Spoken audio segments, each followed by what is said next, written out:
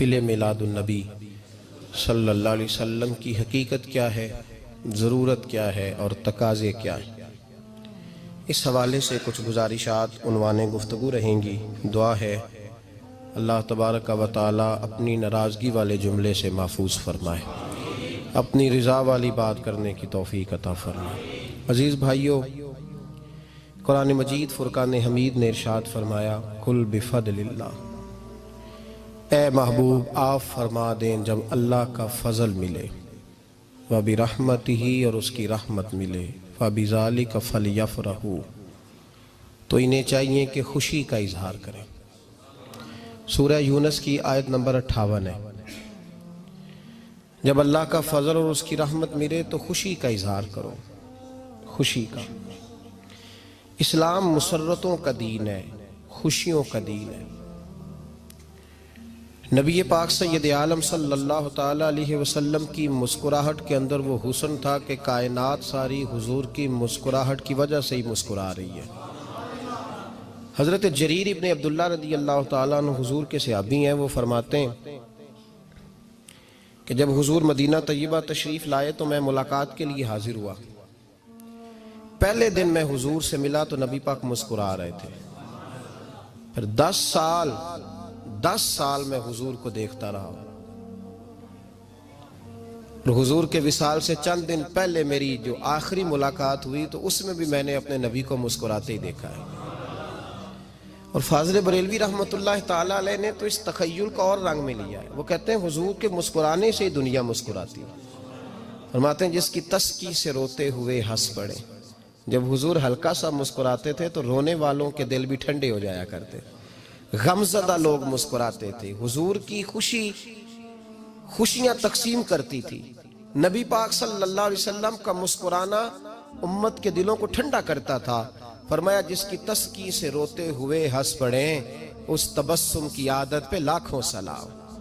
اور فرمایا یہ نہیں تھا کہ حضور بڑے تکلف سے مسکراتے تھے، حضور کی تو عادت تھی اس تبسم کی عادت پہ لاکھوں سلام، مسکراتے رہنا، خوشی کا اظہار۔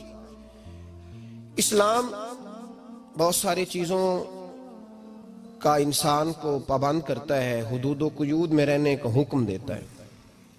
صحابہ کرام علیہم رضوان کے ہاں شادی کے موقع پر بارات لے کر کے جانے کا کوئی رواج نہیں تھا۔ حضرت عبد الرحمن ابن عوف رضی اللہ تعالیٰ عنہ جیسے مالدار لوگ بھی شادی کرتے ہیں تو نبی پاک کے بغیر بھی بارات چلی جاتی ہے۔ کوئی کانسیپٹ نہیں اس طرح کا کہ ڈھیروں بارات لے کے جائی جائے۔ حضرت عبد الرحمن ابن عوف کہتے ہیں میں حضور کی بارگاہ میں آیا تو سفید کپڑے پر پیلا زرد نشان تھا۔ حضور نے فرمایا کیا ہوا، یہ داغ کاہے کا؟ عرض کی حضور کل میں نے نکاح کیا تھا۔ تو محبوب نے جو ارشاد فرمایا اس میں فرمایا بڑی اچھی بات ہے، ولیمہ ضرور کرنا، چاہے ایک بکری ہی ذبح کرنا۔ بارات نہیں لے کے جائی جاتی تھی، ولیمے کا حکم دیا۔ اور بخاری میں نبی پاک نے یہ بھی فرمایا جب تمہیں کوئی ولیمے کی دعوت دے تو جایا کرو۔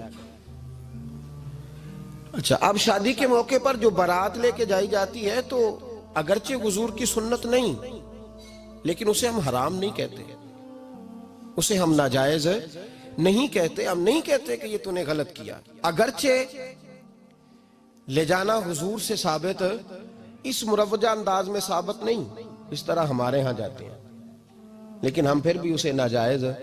کسی صحابی نے اپنے بچے کی شادی پر اپنے گھر میں لائٹنگ نہیں کرائی، لیکن آپ کو دنیا کا کوئی عالم یہ فتویٰ نہیں دے سکتا کہ لائٹنگ کرانا حرام ہے۔ آپ شادی کے موقع پہ ساری گلی سجا لو، آپ ساری چھتوں پہ لائٹنگ کرا لو، کوئی آدمی یہ آپ کو فتویٰ نہیں دے سکتا کہ شادی کے موقع پر لائٹنگ کرانا جائز نہیں۔ کبھی سنا ہے آپ نے کسی سے؟ بولیے یہ جائز ہے، جائز پیسے ہیں تو ٹھیک۔ بلکہ میں اس سے آگے بڑھتا ہوں، اس سے تھوڑا اور آگے جاتا ہوں۔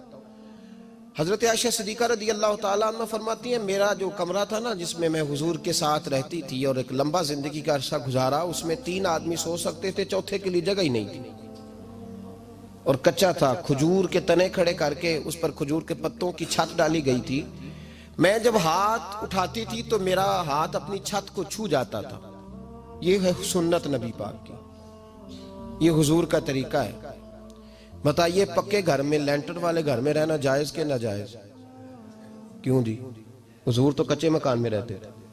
آپ نے کیسے پکا بنا لیا؟ اللہ کے محبوب دین کو اس کی اصل بات میں سمجھیں. آپ ایسا نہ کریں جس میں انتشار اور امت تقسیم ہو. اس کا اصل مزاج دیکھیں. مہندی کے موقع پہ اگر کوئی آدمی 6 دیگیں دال چاول کی پکاتا ہے تو منع نہیں, جائز پیسوں سے پکائے. انہیں لائٹنگ لگوائی, کوئی منع نہیں. سارے محلے کو کھانا کھلایا, کوئی منع نہیں. بلکہ نبی پاک نے فرمایا بہترین مسلمان ہی وہ ہے جو سلام پہلے لے اور روٹی زیادہ کھلائے, تو بہترین مسلمان ہے. ناجائز کیا ہے؟ ناجائز ہے شادی کے موقع پر بینڈ باجا بجانا, اس میں رقص کرنا, اس میں بھنگڑے ڈالنا, عورتوں مردوں کا اختلاط ہونا, عورتوں کی مووی بنانا, یہ چیزیں ناجائز ہیں. تو جو ناجائز ہے اس پہ پابندی لگائی جائے گی. جو جائز ہے اس کے بارے میں یہ کہا جائے گا کہ بھائی احتیاط کی جائے, سنت کی طرف دیکھا جائے تو بہتر یہی ہے. لیکن اگر کوئی کسی آدمی کے پاس جائز پیسے ہوں, وہ 100 کنال کے گھر میں رہے, اگرچہ سنت یہ نہیں, پر یہ تو کوئی فتویٰ نہیں نہ دے سکتا کہ حرام ہے تیرا 100 کنال کے گھر میں رہنا, کہ ہے فتویٰ کہیں آپ نے سنا. تو ہمارے ہاں تکلیف کا معاملہ یہ ہے. دیکھیں میرے بھائی, کسی بھی صحابی نے, بڑے درد کے ساتھ بات کر رہا ہوں اور یہ میرا درد ہے, میں درد سے اپنے دل کو, اپنے ایمان کو حاضر ناظر کہہ کے بات کر رہا ہوں. امت بٹ جاتی ہے ہر موقع پہ یار, ہر جگہ ہی تقسیم ہو رہی ہے امت مسلمہ. ہر روز کچھ نہ کچھ فتوے ایسے مل جاتے ہیں جس میں دراڑیں پڑتی ہیں. کسی صحابی نے کسی مسجد کے اندر اشتہار چھپوا کے, اعلان کرا کے درس قرآن کرایا ہے کبھی؟ سیرت النبی کا جلسہ, ختم بخاری, مدرسے کا دستار فضیلت کا جلسہ, آپ نے اشتہار پڑھے ہیں نا یہ سارے مکاتب فکر کے, ہوتے ہیں کہ نہیں ہوتے؟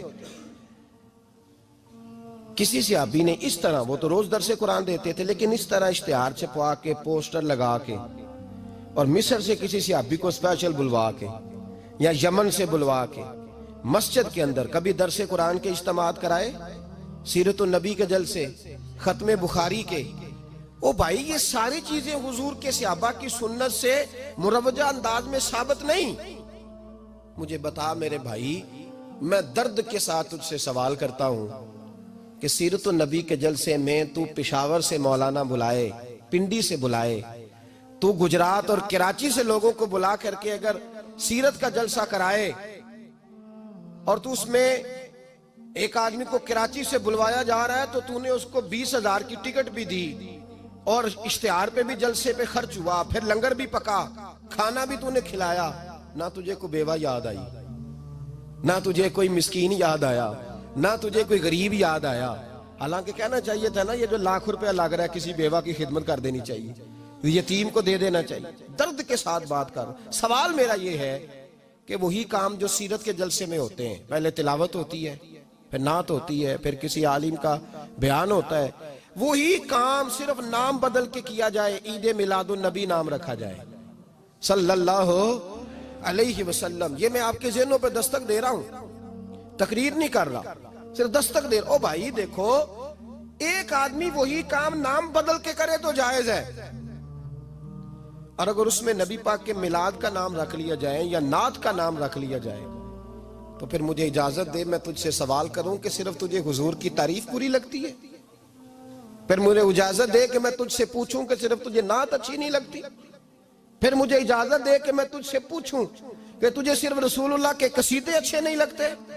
دے مجھے اجازت کہ میں تجھ سے سوال کروں کہ جہاں ذکر رسول کی بات آئے وہاں تو پریشان کیوں ہوتا ہے؟ تجھے پتہ ہی نہیں یہ تو وہ ذکر ہے کہ رب فرماتا ہے تم بیان کرو نہ کرو وَرَفَعْنَا لَكَ ذِكْرَكَ, محبوب میں نے خود تیرے چرچے ساری دنیا میں بلند فرما دیے.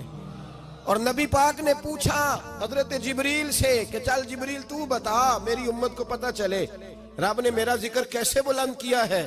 تو جناب جبریل کہنے لگے محبوبہ رب فرماتا ہے میرے نبی سے کہہ دے جہاں جہاں تیرے رب کا ذکر ہوگا وہاں وہاں تیرا بھی ذکر ہوتا رہے گا.